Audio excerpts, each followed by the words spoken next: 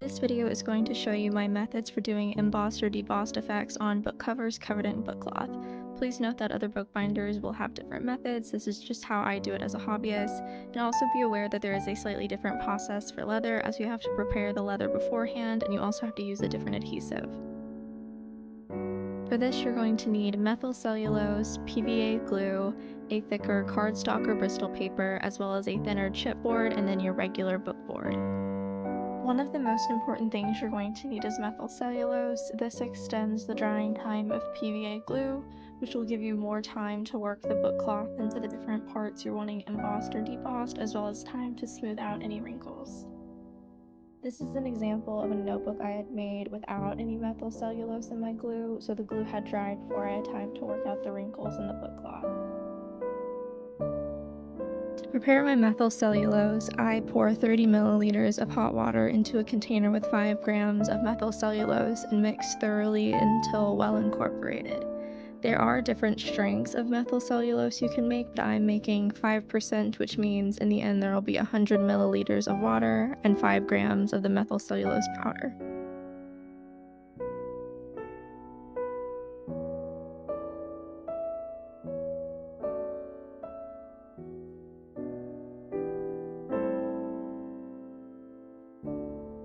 After mixing, I add 70 milliliters of cold water and continue mixing. The consistency should start to become thicker.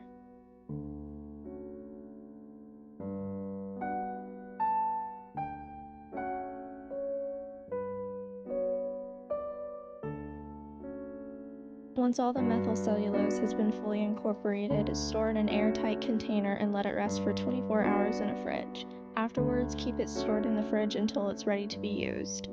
And it should look something like this. Probably the most beginner-friendly and accessible method is to use paper, either Bristol paper, cardstock, watercolor paper. Here I'm using 100-pound Bristol paper, and you're going to want to take multiple sheets of this paper and laminate them together with PVA glue, and then let that sit in a press for a few hours.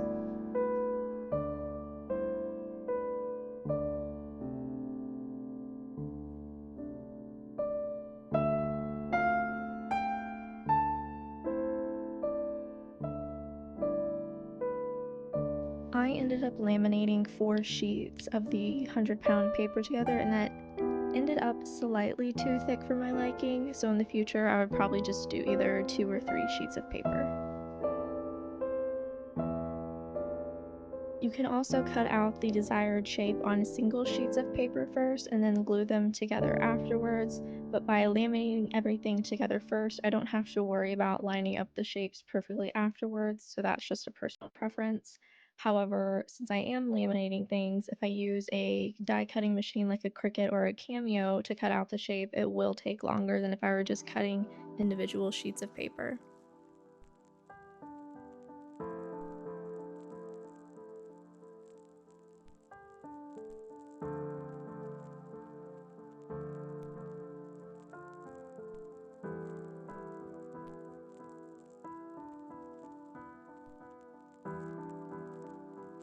After I've laminated all of my sheets of paper together, I have a few options. I can either cut everything out by hand, like you see me doing here. I can cut it out on a Cricut or a Cameo machine, or a less accessible option would be to use a laser cutter. One of the benefits of the laser cutter is I am able to get more intricate shapes than if I used a Cricut or a Cameo, which tends to just tear up the paper if I'm doing something really fine or delicate.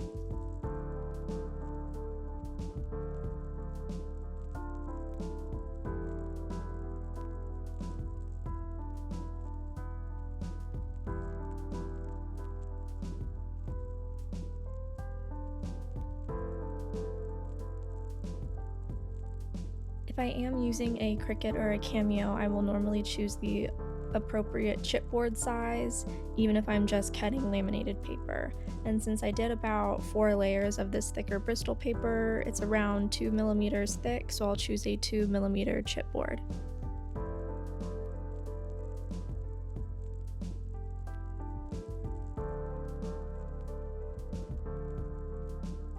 One of the drawbacks of using a die cutting machine like that Cricut or that Cameo is that it can take a very, very, very long time. I was cutting out 3 small shapes in this example, and when I started cutting, it said it would only take 6 minutes or so, but I left the room and walked away, and I want to say in total it ended up actually taking around 45 minutes to cut through the paper.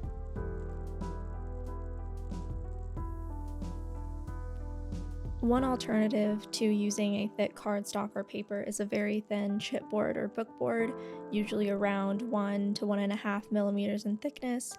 This can also be cut out by hand with a Cricut or a Cameo or with a laser cutter, which is my preferred option, just because the laser cutter is the quickest option and allows me to get more shapes than if I cut it by hand or with a Cricut machine.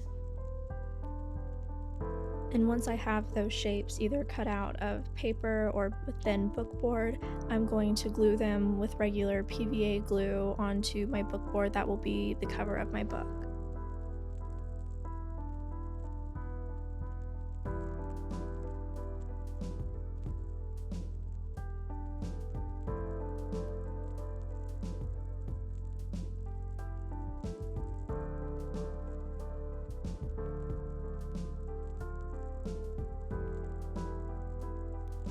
And this is where you're going to want to get that methyl cellulose you had prepared earlier.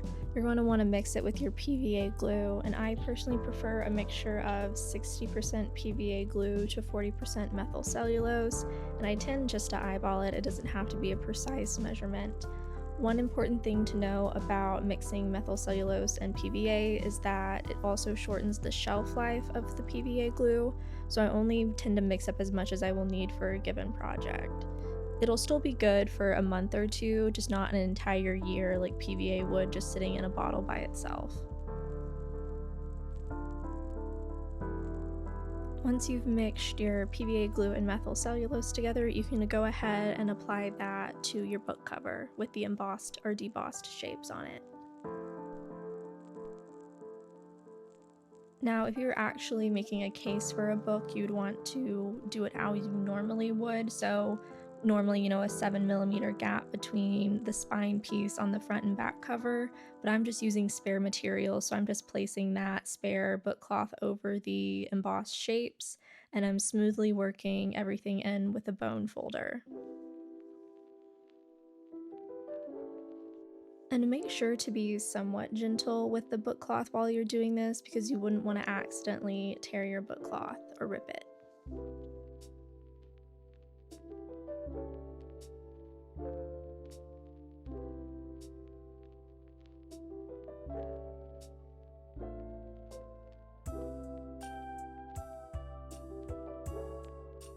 And after a couple minutes of gently working that book cloth into the shapes, you can see that they're pretty well defined, and I've managed to work out most of the wrinkles.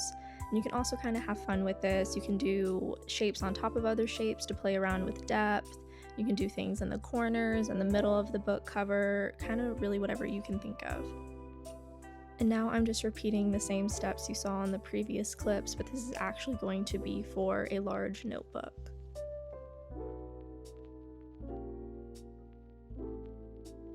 Another thing that I do, and I don't know if it really makes that huge of a difference, but I only apply one cover at a time before flipping the whole sheet of book cloth over to work in the embossed areas.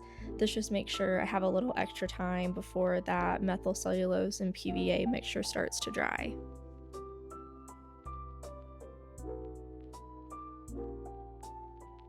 And after this, I would continue making the case like normal by gluing in the turn-ins.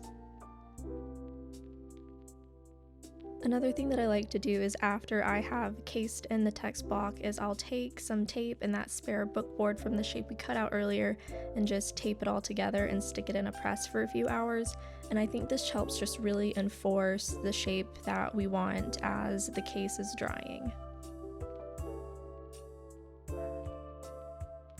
So here you can see a before I let the case sit in the book press for a few hours, and then you can see afterwards. So the shape is just a little more crisp and clean in my opinion.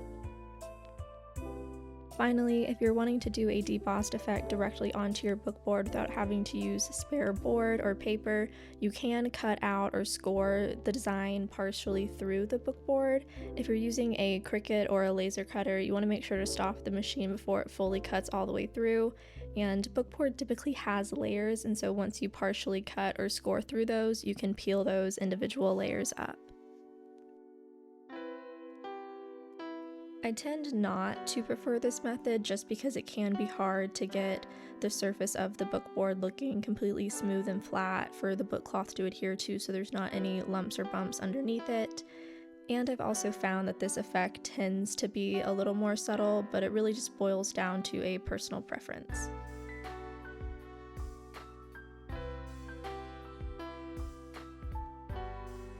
Then, just as I did before, I'm going to take my methyl cellulose and PVA mixture and apply that to the book board, and then apply the book cloth on top of that.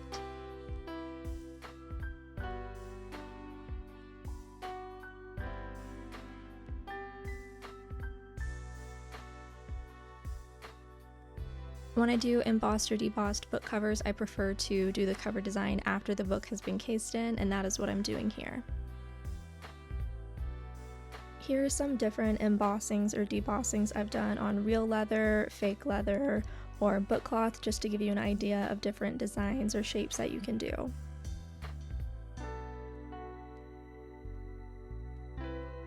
I hope you found this tutorial helpful, and thanks for watching.